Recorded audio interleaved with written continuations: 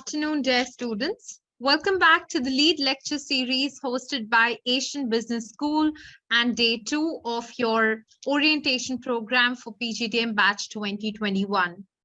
We are here today for this wonderful session with Mr.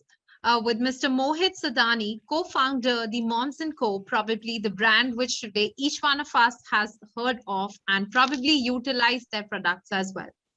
The Moms & Co was established in year 2012 and is now India's largest nature in and toxic out brand, makes safe and natural products. The Moms Co was born out of these simple discussions with a simple question: why should finding something as simple as a natural lotion be so hard for a mom? This company works with experts around India, Australia, and Switzerland to create products that are safe, natural, and meet the highest standards of ingredient safety around the world. Today, we are on a mission. This company says that we are on a mission to help moms make safe, natural, and effective choices for themselves and their children. And we are here with us. We have here with us Mr. Mohit Sadaani. Welcome you, sir, to ABS. Thank you. Thank you. It's good to be here. And I now hand over the platform to you because our students are very eager to hear from you. Sure. Thank you so much. And thank you for having me as a part of your orientation program. It's always nice to see a fresh young start. So I'm excited to be here. I'll do this in a very Q&A-led format because I think being able to answer questions to me is what will make the biggest difference and hopefully make the biggest impact for your students and your batch. So let me just spend about 5-7 minutes with an introduction of who we are and what we do, my own personal background, and then hopefully we'll move to an interactive session. So my name is Mohit Sadaani. I'm also an MBA like you guys. My career started in TCS after my engineering, so I was there for 2 years. I spent my 2 years, in TCS going up and down the trains of Bombay, which is when I studied for my MBA, managed to get into IIM Ahmedabad. I was at IMA from 2006 to 2008 for 2 years, and I did my summer internship from campus in McKinsey.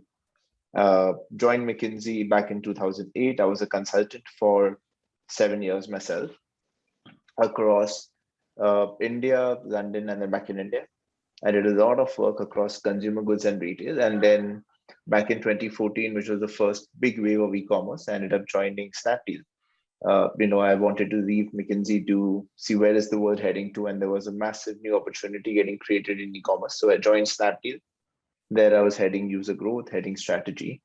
And in parallel, my wife, Malika, and I had 2 kids.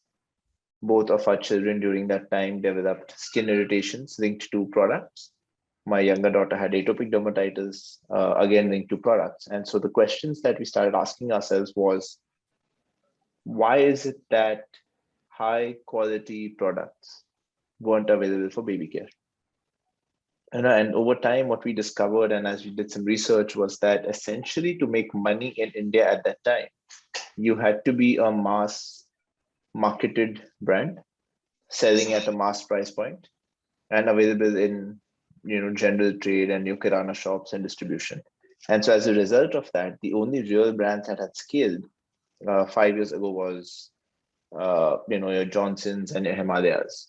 And so the way we approached it was, there's this entire new consumer, even back in 2015-16, who was discovering the world on Facebook, who was having conversations around products, who has started shopping on Snapdeal, Amazon, Flipkart. And so would it be possible for us to create a brand that helped moms make these choices and create high quality products? And the historical issue of, for example, not being able to find enough pregnant women in a locality, can we solve that online? So that's what we started with. We started the brand 4 years ago now. In 2016 or 2017, we launched it.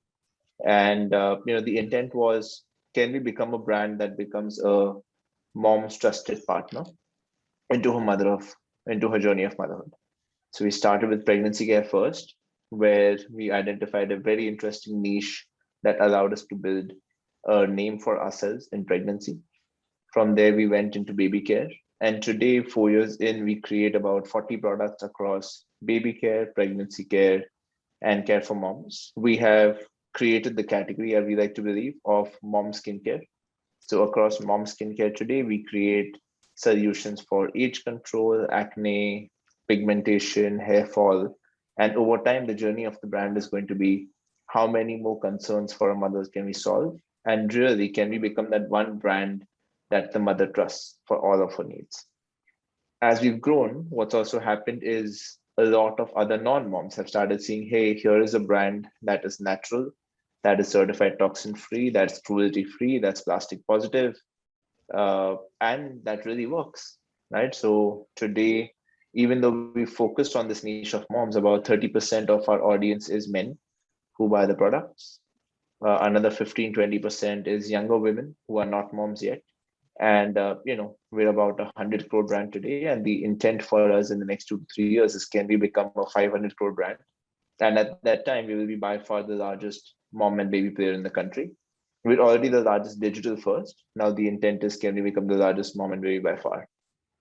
And so that's been the journey. It's been a journey with lots of insights, lots of lessons about starting in a corporate career and then working in an absolute startup with nothing, giving up a very interesting high paid salary to create something that's meaningful. And it's been a fantastic journey with lots of ups and downs. So very happy to take on any sorts of questions that you have. I had lots of questions when I started on my own MBA journey, which was 15 years ago now. Yeah, so now I suddenly feel old, but yes, 15 years ago now. So you have a long way ahead of you. Ask any questions that you would like to have, and let's make this interactive. Right. So one question comes to my mind, that you said that you probably thought of making these products when you yourself could realize that there was a problem. So do you think that success of any startup actually relies on problem solving, that an idea should solve some problem, or it can be a random business idea as well? Good question. I think success is determined by two factors, right? And I'm taking execution aside, I'm just talking about the idea. Right. Success is determined by how many people need that solution, Okay. right? And how much of a difference it makes to their life, right? And I'll give you a few examples on this, right? So if you look at Cred, right, and I'm sure lots of you use Cred by now, right? Right.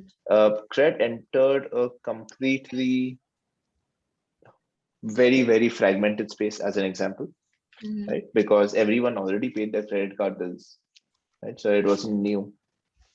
So, but every credit card holder did need to pay their bills. So obviously there was a need, but the experience was so much better that once you paid, it was very hard to go back, which is why Cred as a business has amazing cohorts and retention, right? So that's one example of where there is a need for everyone, or at least everyone in the TG, and you can create an experience which is so far superior that consumers find it hard to go back, right?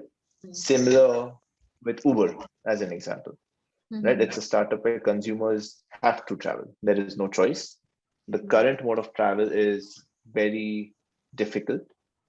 And so creating a new way, which is far easier, and once consumers use it, they don't want to go back because the experience is so much better, right? That's fantastic, right? If you see the whole host of FMCG products as an example, and what we create, it's not that clean, right? So you have to do the job of creating the demand. So for example, when we sell a cream for acne, right? Women have to first feel, or men have to feel, that I need an acne cream. You have to be able to convince them that what I sell will make the difference, right? And then actually show and deliver results on it, right? So I think the answer lies between how much of a difference it makes and whether there's a genuine need. And if both of those are very high, then you have a fantastic business in hand. If any one of them is very low, then it's going to be a hard battle. Right. So, since I mentioned that our students are starting their journey, we see some of them who have probably stepped into their passion areas and they look forward to, enhancing them further and modulating a business plan out of it. Some of them have a fear of failing at it. Probably the little amount which they want to put in into starting their business might just not land anywhere. So, is it true some of the notions that do we require very high investments to start something of our own? Number one. Second, do we need big teams to start, or is one person sufficient to start something of their own? It's very dependent on what you're trying to do and the scale. I'll go back to the two examples that I shared, right? Mhm. Um, so for example, the capital that we have raised totally Mhm. at the mom school is about 10 million, right? Uber blows up more than 15, $20 million a day, Right. right? But the size of that company and the Mhm. impact of that company and the number of behaviors that they are trying to change are so huge, Mhm. right? Uh, that it needs more capital. But Mhm. investors are willing to fund it because they see the fact that once you change that habit for the consumer, you won't go back. And so in the long run, you will make a lot of money. Right? Uber today in San Francisco, which is their largest market, makes about $2 billion a year. Mhm. Right? But I mean, that's the scale that is therefore getting funded. Right. So you can attract money of any size and any capital as long as your investors believe that I will get a payback on the money. It's as simple. Right. So it goes down to the smallest amounts that you're spending. Right. So if you have worked for 2 years as an example and coming into an MBA, you saved up some money, you will be far more comfortable spending that money if you're guaranteed or almost sure that you will make a return on it, right? Right. That's what the stock market is, right? So even if you're putting 5,000 rupees either in your business or somebody else's business, which Mhm. is the stock market, you believe that I will get a return on this capital, right? So both your questions on how much money is needed and how much team is needed is completely dependent on what you're trying to do, right? And the answer is very different. It can also be you starting off with no money at all, right? But the size of the impact and what you'll be able to achieve is different, right? That's what all creators are. And Mhm. effectively, if you look at all the people who are creators across Instagram, TikTok, and YouTube, they're effectively guys who said, I will, create businesses on my talent without investing too much money. And that's also a fair business. Right, right. Understanding. So you mentioned that you yourself was one of these students years back when you did your you did your MBA or masters. How did that contribute in a success that you have achieved now? So what was the relevance of those 2 years, since it would be good for our students to hear as they are now stepping into this journey? The connections and friends I made there have lasted me for a long, long time. And they've helped me in every journey in the business because they've all gone on to do amazing stuff in their own careers. Right. So Right. I have friends in high places, which is always very helpful and keeps me grounded and gives me knowledge of what to do, not do. Mm-hmm. Um, I don't know what you follow, but at least in IMA, it was a very case study type of model, Right. right? And so solving through other people's business challenges was Mm-hmm. very interesting, right? And I think that gave us insights and really pushed our thinking on what is it that we will be facing in the future, right? Right. So I think those are two elements that have really helped. I have reached out to my professors over the years for insights and inputs, right? Some of them have consulted us as a Mm-hmm. company Mm-hmm. as well. So I think it was very pivotal. Also, a very pivotal part of it was IMA helped me get into McKinsey, which I wouldn't have got into otherwise. And McKinsey was where I Mm-hmm. continued my education for 7 years, right? Right. So that there again, I had a network, I had my education, which has really helped. So I think it was a big, big stepping stone. I don't think if I was in TCS at that time and not done my MBA, life would have changed. Right. Okay, so there's a question coming here live from Sanjana. She's asking, what makes your brand different from brand like Mama Earth? Because your startup idea is much similar to that brand. Yeah. So we started in the same space actually, but what they chose to do was over time, they said, we will sell products to everyone. And what we've said is we will continue focusing on the mother, and that over time that will become very, very different brands. Right. I think now Right. Mamaearth as a brand is very similar to Wow as Yeah. a brand, right? And so I think those two are very different brands from what we are trying to build today. And I think eventually, if you see all FMCG companies who sell creams and lotions and soaps sell similar products, right? So everyone Right. who's trying to sell natural toxin-free products in India is similar at the product level. What we try and do is just make sure that we are very transparent and honest. So in none of our products, you will find artificial fragrances, right? What you will find is that on our website, if you want to see the reality of what's happening, we have every ingredient with its rating on every toxicity database written, right? Every single product of ours is internationally certified toxin free. So as a brand, we go really out of our way to win the trust of the mom and the consumer. And we are, we're here dedicated to the mom. And so that's been our focus. Okay, so you have been part and parcel of a great company as an employee, and then you have started this big brand of your own as an entrepreneur.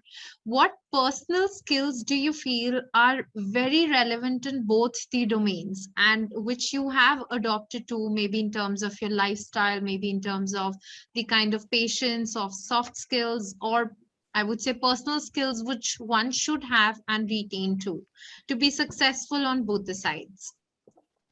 It's a great question. I think the skill sets of now that you're doing an MBA and becoming a manager, right? Effectively, that would be a journey. Right? So let me just talk about what does it take to succeed in as a manager. And as an entrepreneur, you're essentially a manager, but you're also managing capital and money and investors. And so the complexity of what you're managing is far higher, but the core skill set is the same, right?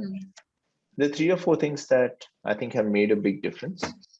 One is the ability to learn, right? And I think what differentiates one person from another as a manager is the knowledge and the humility that you don't know it all.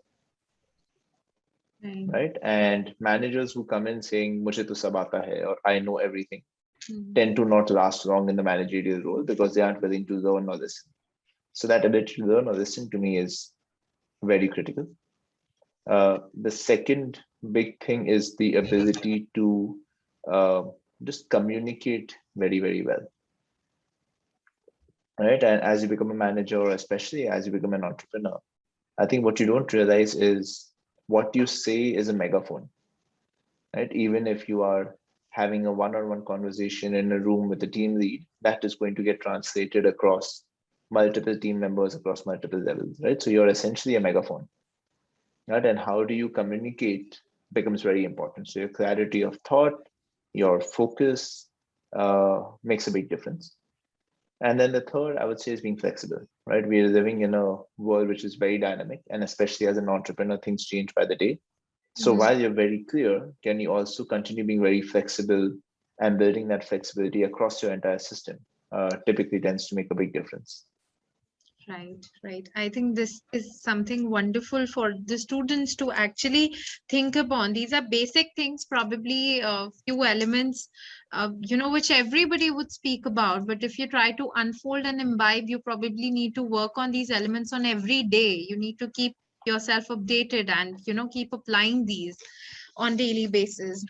Okay, so a question here is, how do you evaluate the norm of consumption and the use of unnatural products, even by mothers on their children?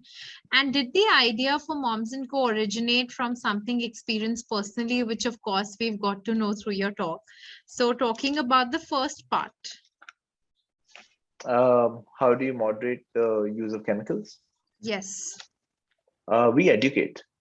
I think I'll narrate an interesting story here. So there was once an offline event that we were trying to do, one of these, stalls that had got set up. We had a stall over there. There was a mother who was using a brand which we know and has been called out for being toxic. And I happened to I asked her what does she use. She named that brand, and then I said, "Oh, you should use better products for your child." Right? If looks could kill, I would have been shot with an AK-47. Right. Right. And it was very interesting that that was the insight that moms always want to do the best for their child, right? There's no question there. Every mom believes she's doing the best for her child. So even when she has chosen that brand, which others may not like at that point of time, it is her choice, and you have to respect that it is her choice. So we've never, as a brand, gone and said, you have made the wrong choice, right? Our conversation always is, here is why we are the right choice, and here's where we are better. Which is why if you see all of our communication and so on, you will never see us versus another brand in any of our comms. Our job is to get the mom to ask the question of herself. And once she tries to find the answer, then she discovers why we are better. Right. So if we compare your journey, Momsco journey, which started back in 2012 nearly, and now, so you must have taken a very strong marketing route to reach that larger audience. So can you throw some light on that? Because students do have ideas, but they don't have a clear picture of how would they reach the masses and how would they make sure their service or product is utilized by everyone. Yeah. I mean, if someone has a startup idea, I'd love to actually almost use this time as a case study and debate it out ourselves. And I think that will be a very interesting use of time, because every Right. answer again is different. So Right? students, this is for you. I think you can use your Q&A section in case you have ideas in your mind and you want sir to give you certain tips and discuss that. You may put that in the chat box. Meanwhile, we'll take another question here. How do you balance your time and how do you push yourself through your worst times? You have to have a routine. I think every entrepreneur goes through days where you cannot sleep, right? Because you have restless nights. I mean, it's a very high responsibility you have of money and employees and so on at your team, right? So that is very, very critical. My personal routine is I need to work out every day, and I have meditation of 20 to 30 minutes a day. And to me, I find that that helps me really clear my mind and balance and figure out what's working, not working. So I make sure that I spend a little bit of time on myself.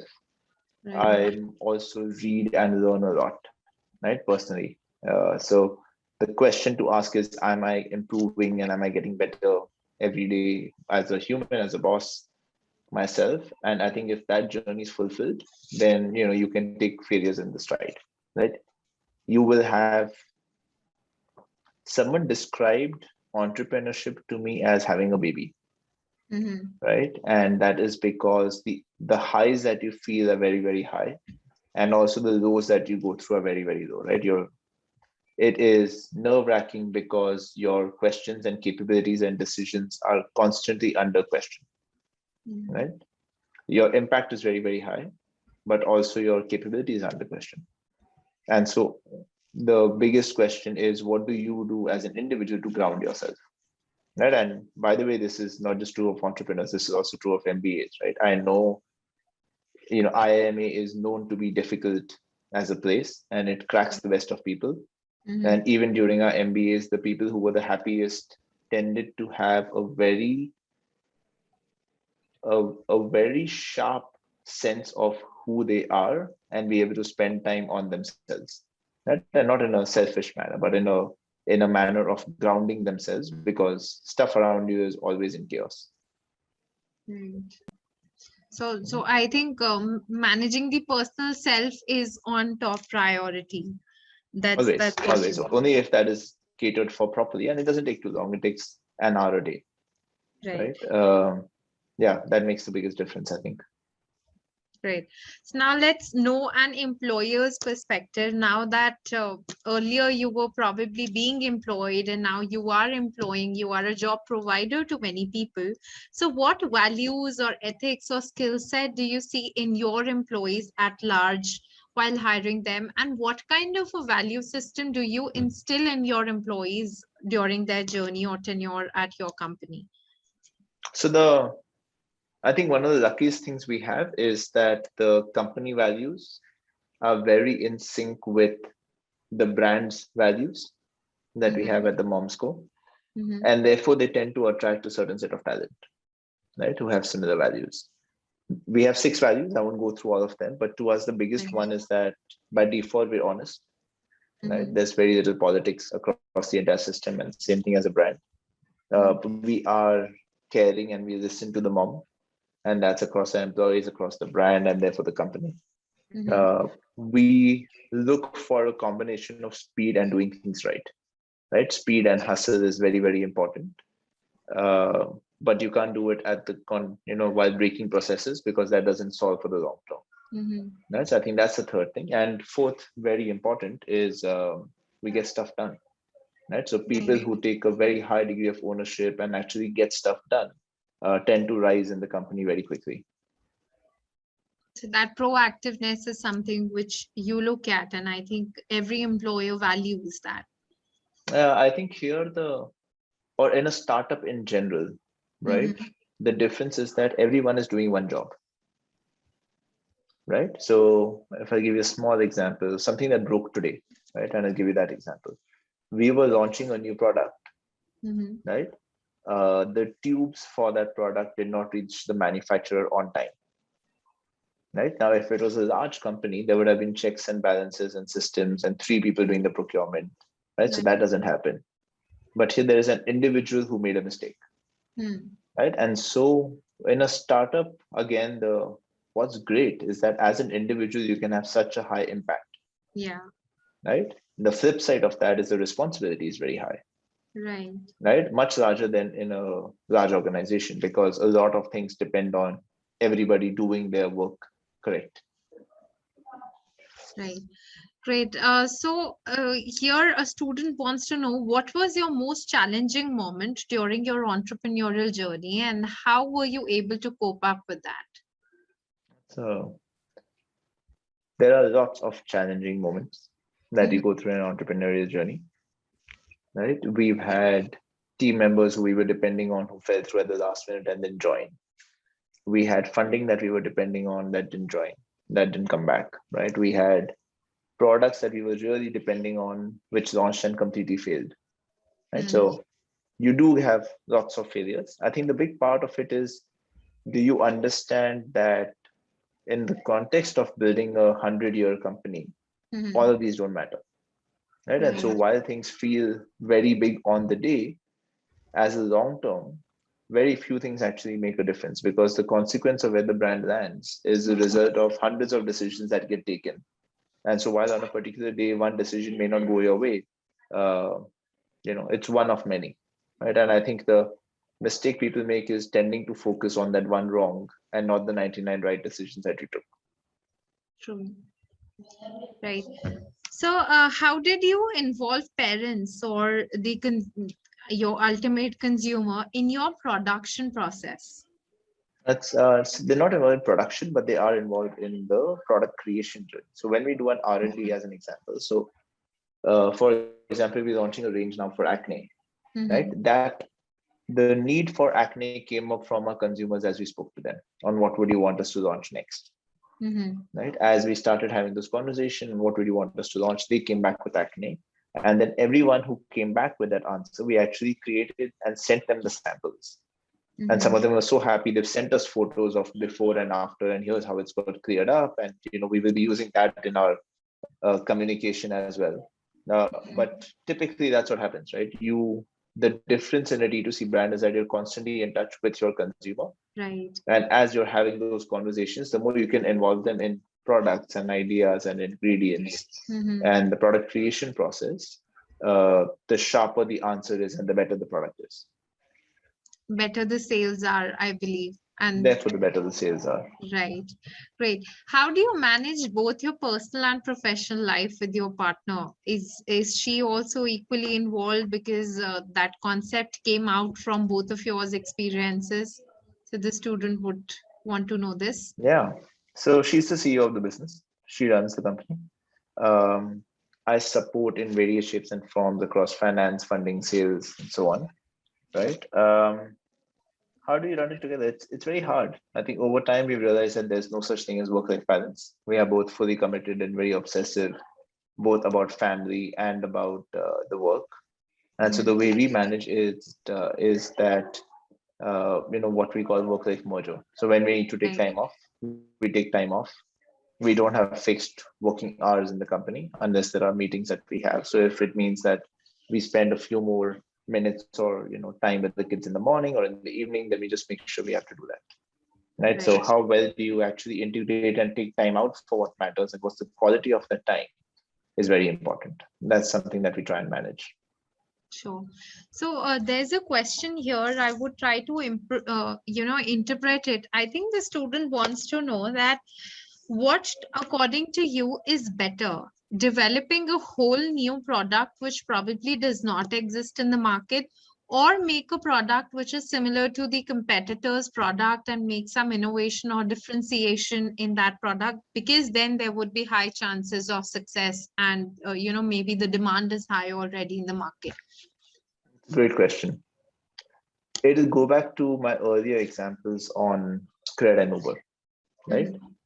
What you cannot do is create a demand, right? So if the consumer does not feel a need for something, for you to create that need is very, very high, right? My favorite example on this is everyone knows that you should be visiting the dentist every 6 months for a checkup, right? India is not a preventive country, so no one does that. And no matter how much money you spend, that's a behavior that you won't change. Right. So there is therefore a host of startups in the dental care space that have launched and then been unable to scale because you just can't change that behavior. Right. If you're trying to address something in a new category, right, or you're trying to create a category, that need has to be very, very felt. So Cred, I would say, created a category of credit card payment apps, but they did create the need for paying your cards, right? Uber created the need over time of my taxi should be here, within 5 minutes of me booking on an app, right? So an app paid taxi. Uber created that model, but they didn't create the need for traveling, right? For taxi. So you can't create a need, right? But as long as there is a need, if that need is not being sufficiently addressed by current options, and you end up creating a much better option, you can create very large companies on that insight. Right. So you have in the past worked for companies like Snapdeal and McKinsey. Share something from that experience where you've headed various roles. Anything in particular? Let's ask a follow-on question, because there's lots of experiences in that. Probably related to the managerial skills or the lessons that you've taken up, or working with teams, with bosses or customers, how to go about it. So the skill I think that becomes very important in those cases, which is different from being an entrepreneur, is that your ability to get work done through your soft skills becomes very different. Right. And the best example I have of this is McKinsey, right? And as a consultant in McKinsey, you're trying to get your clients to do things in most cases which they don't believe in.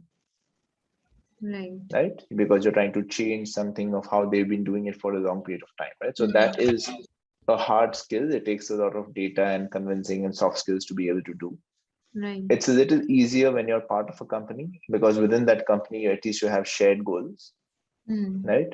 It's far easier to do when you have your own business, because then it becomes your decision and what you drive, right? So the closer you are and the more ownership you have of the problem, the easier it is for you to make change. And that's been my probably the biggest insight on how to drive change versus not. The flip side of that is I've also become very impatient, right? So I keep joking that I'm very unhireable in the future, because the ability or the ask on ownership and getting stuff done is so high at my end now that, if at some point of time in the future, if I was to say, hey, let me go and become an employee somewhere, I'd probably make a very bad employee just because I'm so impatient. So, see, some of the students might get into entrepreneurship, but some of them would opt to work in startups as well. Is there a difference in terms of culture, company culture, when we look at MNCs or big Indian companies versus a startup? Every company is different. I Right. think again with the hindsight of McKinsey, I worked with 20 companies across 7 years. Mm-hmm. Every company has a different culture, right? And every company succeeds because that culture is very tied into its business model. Right? And so Mm-hmm. what you really need to look at if you're thinking about will I fit into this culture is to ask people what the culture in that company is like. Right? Even I think startups don't all work the same.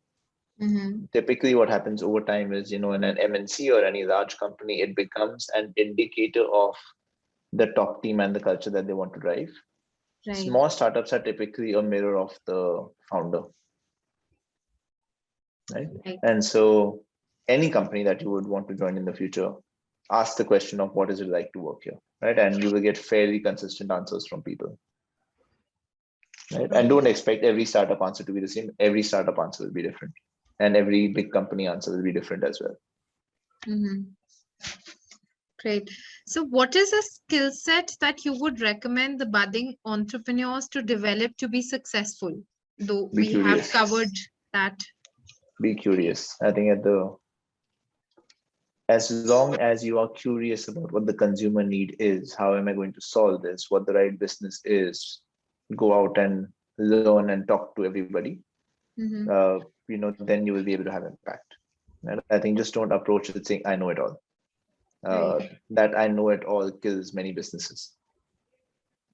Well, from that particular last statement, my next question is very much connected. As you are an investor too, according to Forbes, more than 92% of startups, fail. So, what motivates you to retain, and what motivated you for your startup? Looking at the numbers, because we have always seen numbers as huge in terms of failure. Um, I was able to do it because we really wanted to make a difference. And I Mhm. always thought if this doesn't work for the next 2, 3 years, I'll get a job. Right. So there was a backstop to say, I'm sure that I will never have to worry about making some money and leading a good life. Right. Right. And if you have that confidence, then what's the harm in going out and trying something of your own? Mhm. Right. It was very interesting stat. We or my batch went out from an MBA in 2008, right, Mhm. which was the financial crisis had started already when we were joined companies. So people had their offers rolled back. Mhm. And I remember having a conversation with our team members 2 years down the line, or my batchmates 2 years down the line, Mhm. and 50% of them had switched jobs. Mhm. These are the same jobs for which you fought with your placement committee, and you sweated day and night, and you worked on your CV 100 times to try and get it right, and you left the job in 2 years, right? Mhm. And I think the largest insight that people have is in the context of, again, your 50, 60-year career, your first job is just the starting point, Right. right? And we are today sitting where clearly the people who've done a startup, right, or done an entrepreneurship journey, some of them have actually failed multiple times. Like you guys would know, for example, Sugar Cosmetics, that Right. the founder of Sugar, Kaushik, was my batchmate and my group mate actually in IMA, and he had 3 failures in startups before he landed on Sugar, Mhm. right? And he's managed to scale that to an amazing company today. So everyone's journey is different, and at any point of time where you are in that journey, it doesn't matter. And so as long as you stop comparing where you are in your journey versus others, you'll be fine. And that just the minute you have that mindset, taking a risk on a startup is easy, because the worst thing is you'll fail, but after you fail, you get a job, so it'll be okay. Right. So when I asked you that what is that one thing that you took over from your masters and which has stayed with you, you spoke about friendships and relations. So in our eyes and context as well, personal and professional relationships and the art of maintaining relationships is very important for anyone to understand, even in business or the corporate setup. How can one effectively work that out? Because it's important as students do instill this concept and idea within themselves and value these things more. Yeah. I don't do a good enough job of it, as a disclaimer. So I think I should do more. Mm-hmm. Um, but typically, what I've heard from people, or actually, I'll go back in this is now learnings I had from McKinsey, right? Because in McKinsey, again, you have uh, very, very strong profiles, right? Mm. People who are very well educated and have been fighting their entire life, many of whom are very bad communicators or at maintaining relationships, right? So, in fact, just to pass on a little bit of theory from there, as you become a partner in McKinsey, they teach you client service and maintaining relationships. And there are three core models in which you can do this. And so I will give some gyan on that. Uh, the one model and what works best for people is frequency, Mm-hmm. right? So there are people who do very well by just maintaining a list of these are the 30, 40 people I want to be in touch with, putting it on their calendar and making sure that there's a conversation no matter what, Mm. right? So they force it. There's a second model which is focused on knowledge, where you're saying that I will know what interests this person from a knowledge perspective. And anytime there is any sort of interesting knowledge, etc., that I want to share from McKinsey's side, I will make sure I share it with them. Mm. Right? So as a conversation, you're always being helpful. Right. And the third model is the one of a connector, which is very interesting again in the professional world, where it says that what you're able to do is actually connect two people, right? Because you're constantly in conversation and you know what person X wants, what person Y wants. You keep that top of mind, and essentially you play the role of connector. And as long as you're playing a sharp connector role, you will always be relevant, right? So it's interesting. I haven't been able to adapt it fully yet. I think I'm more of a connector profile than anything else. So by default, when I get some article or when I read, because I read a lot, the Mm-hmm. only thing I do is I send it out to other people I know saying, hey, you might like this. Right? And Mm. that creates an excuse to start a conversation. Right. Right. So how important, according to you, since we're talking about connecting at, at the professional level, so how important do you feel is it important for our students to have a good, digital presence as well in terms of the professional sphere?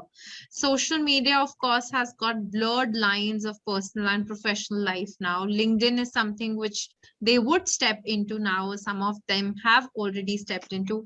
Do you feel that is important? Their presence there is important, and some tips with which they can make their presence felt and valuable on these platforms? It's simple, create something of value, Mm-hmm. right? If you see, now we're getting into the zone of being a creator, right? But if you want to be a creator, create something that your audience desires, right? Mm-hmm. Retweeting quotes on LinkedIn doesn't give you much, Right. right? And people tend to go that. So don't create content because you feel there is a need to create content. I am not active on LinkedIn as much as I'd like to be because I don't feel that I have enough stuff of value to share. But whenever some interesting idea does pop, I will make sure I share it. Right? And so the reason that people follow me, which I do keep a check on, is because they get some interesting, different insights on running a business. And as long as I therefore have some insight that I get to share, I'll just make sure I share it. Right. And if you see people who do create good content on LinkedIn, Mm-hmm. as an example, just find what value you're adding to the reader. And as long as that is very sharply defined, you'll be able to create content, but don't create content for the sake of it. The algorithms will just kill it. Right? So it's not worth the effort. Right. But at least starting with being a good reader, there is also something which they can start with. At least, being present and being aware of what is happening, if not creating something, but learning from other people's experiences, I think surely would help a lot.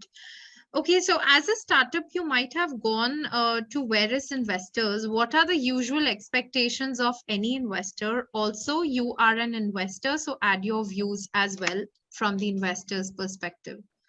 It only comes down to two questions. How much money will you possibly make me?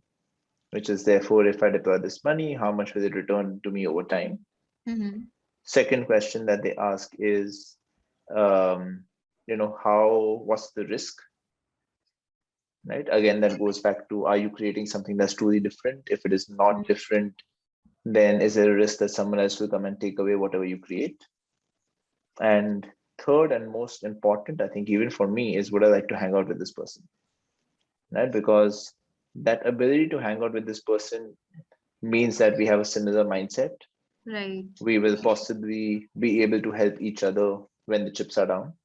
And that's very important, right? These are tough, long journeys, right? Every entrepreneur goes through ups and downs. And so when the person is having a tough time, would you want to be around?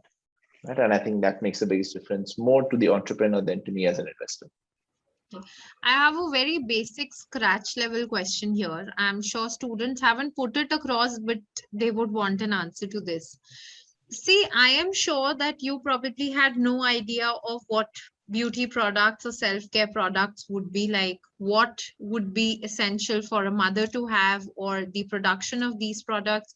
Neither would a person who is wanting to be an entrepreneur be good at accounts or marketing or handling people, everything at large, but still is able to run a company.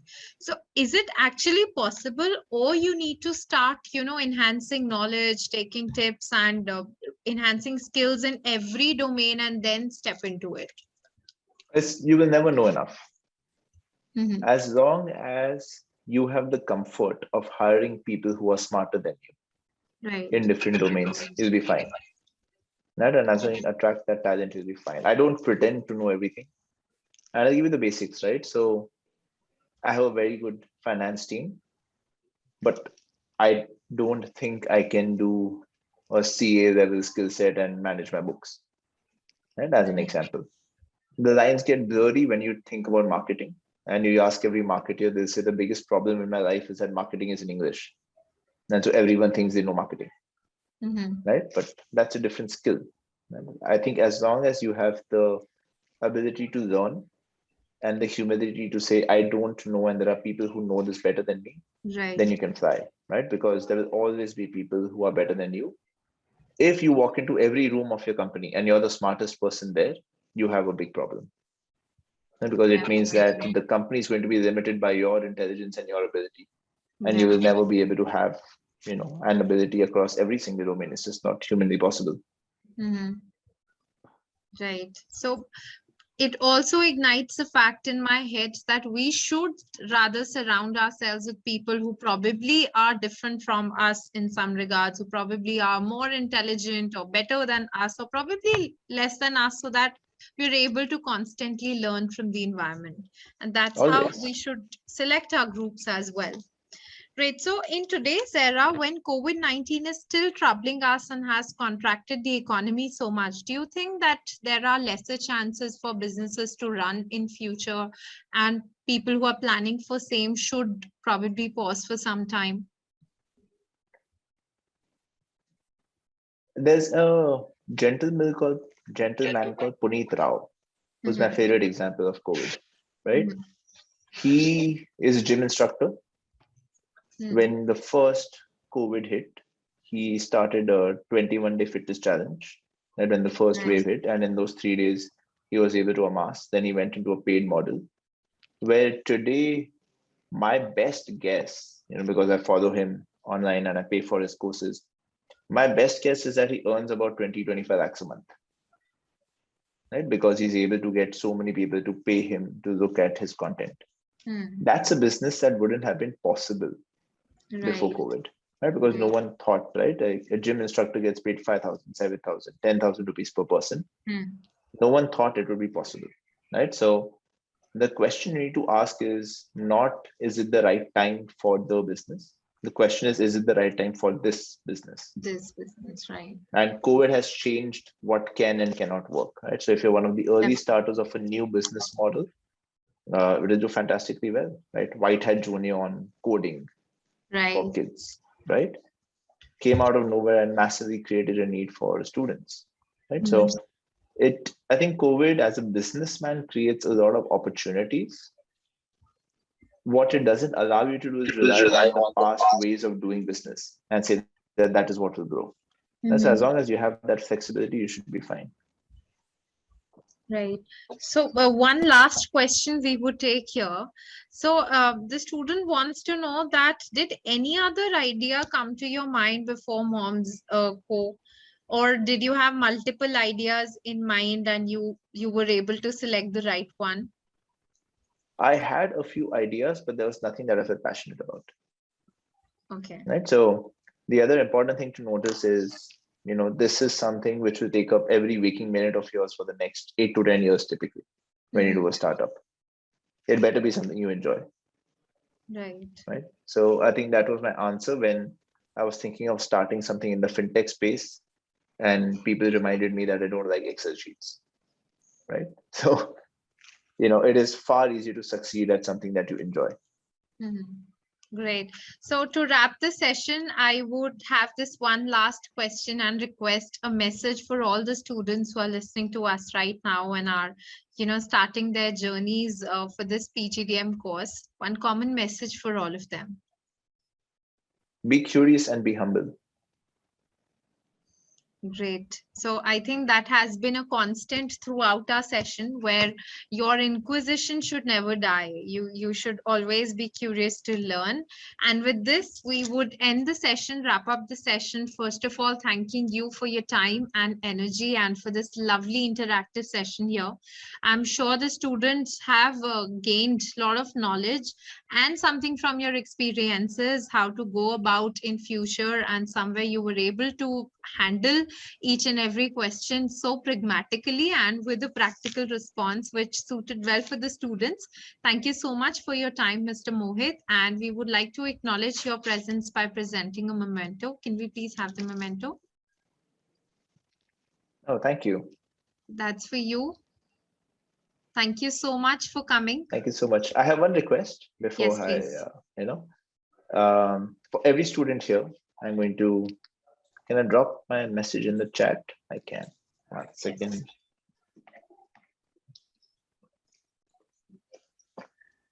I've sent my email.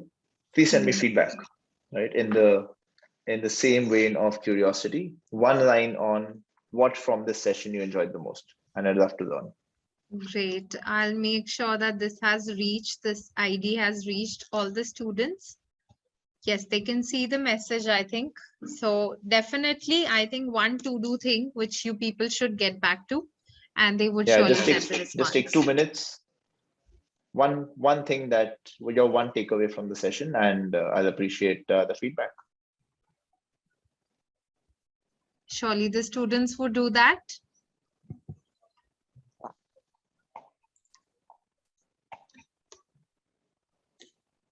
Lovely. Thank you so much, and for hosting me. It's been a real pleasure. Thank you so much, and we look forward to a continued association with you in future as well. Thank you. Take care. Take care, please.